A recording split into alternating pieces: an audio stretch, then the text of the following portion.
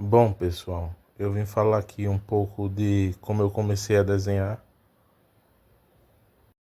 com os objetos que eram comum naquela época, que era um lápis.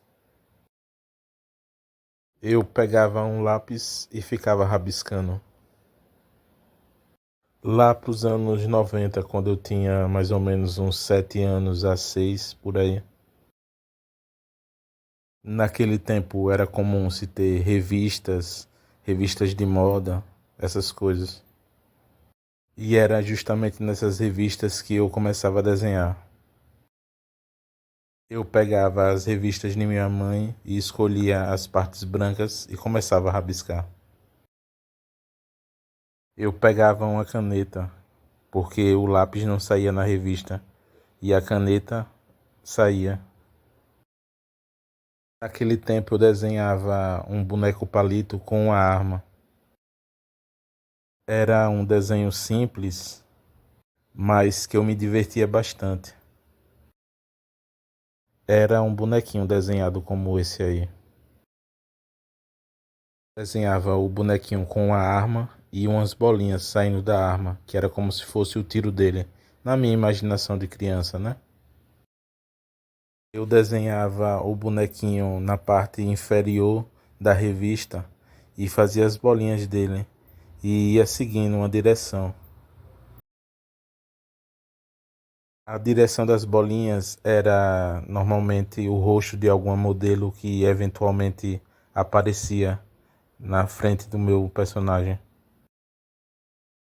Me lembro de quando criança fazer muito isso, desenhava muitos personagens com uma arminha, um boneco palito, atirando e fazia as bolinhas seguindo a direção, atingindo sempre o rosto das modelos. Essa era a minha diversão quando criança.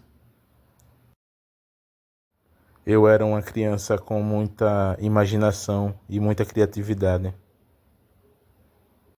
As bolinhas eram desenhadas como na ilustração que vocês estão vendo. Eu tinha ótimos pais. Meus pais nunca reclamaram de eu rabiscar as revistas. Esse sou eu quando criança e minha irmã mais velha, que infelizmente faleceu. Convenhamos, eu era uma criança muito bonita. Bom, nesse vídeo eu quero falar sobre desenhos,